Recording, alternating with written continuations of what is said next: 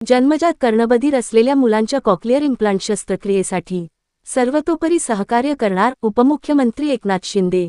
ठाणे महानगरपालिकेच्या वतीने अर्थसहाय्य उपलब्ध करून देऊन डॉक्टर प्रदीप उप्पल ENT सर्जन यांच्या नेतृत्वाखाली यशस्वी कॉक्लिअर इम्प्लांट शस्त्रक्रिया झालेल्या तसेच कर्णबधिर मुलांच्या ऐकण्याचा व बोलण्याचा आनंद सोहळा आणि जनजागृती कार्यक्रम राज्याचे उपमुख्यमंत्री एकनाथ शिंदे यांच्या उपस्थितीत शुक्रवारी ऑगस्ट 14 रोजी उत्साहात पार पडला। जन्मजात कर्णबधिर असलेल्या मुलांची तपासणी करून कॉक्लिअर इम्प्लांट शस्त्रक्रियेसाठी निधीची कमतरता भासू न देता त्यांना सर्वतोपरी सहकार्य केले जाईल अशी ग्वाही उपमुख्यमंत्री श्री शिंदे यांनी यावेळी दिली। या कार्यक्रमास महापौर शर्मिला पिंपळुलकर, उपमहापौर कृष्णा पाटील, सभागृह नेते हनुमंत जगदाळे, विरोधी पक्षनेते अशरफ शानू पठाण, शिवसेना गटनेते पवन कदम, नौपाडा कोपरी प्रभाग समितीच्या अध्यक्षा मिनल संखे, ज्येष्ठ नगरसेवक राम रेपाळे, राजन किणे, स्थानिक नगरसेवक राजेश मोरे, विकास रेपाळे, नम्रता भोसले, अतिरिक्त आयुक्त प्रशांत रोडे, उपायुक्त जी गोदेपुरे, दीपक जिंजाड, मुख्य वैद्यकीय आरोग्य अधिकारी डॉक्टर प्रसाद पाटील, डॉक्टर राणी शिंदे, वैद्यकीय सहायता निधीचे मंगेश चिवटे, ज्युपिटर रुग्णालयाचे डॉक्टर प्रदीप उप्पल, डॉक्टर उमा उप्पल, दिव्यांग कला केंद्राचे किरण नागती, कर्णबधिर शस्त्रक्रिया झालेली मुले व त्यांचे पालक उपस्थित होते।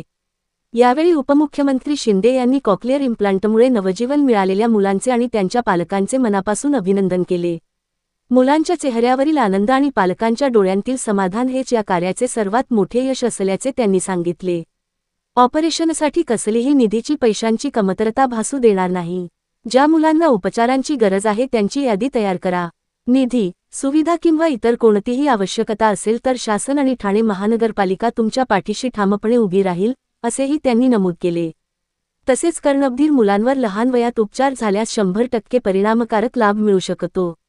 त्यामुळे अशा मुलांचा वेळेत शोध घेऊन उपचाराची व्याप्ती वाढविणे आवश्यक असल्याचेही त्यांनी सांगितले। यावेळी डॉक्टर प्रदीप उप्पल यांनी शस्त्रक्रिया केलेल्या मुलांची एक नाटिका सादर करण्यात आली।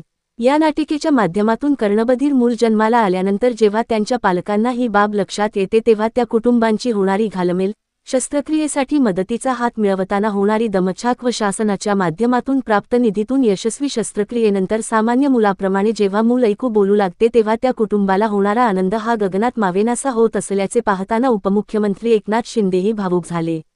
यावेळी त्यांनी या मुलांसोबत संवाद साधला।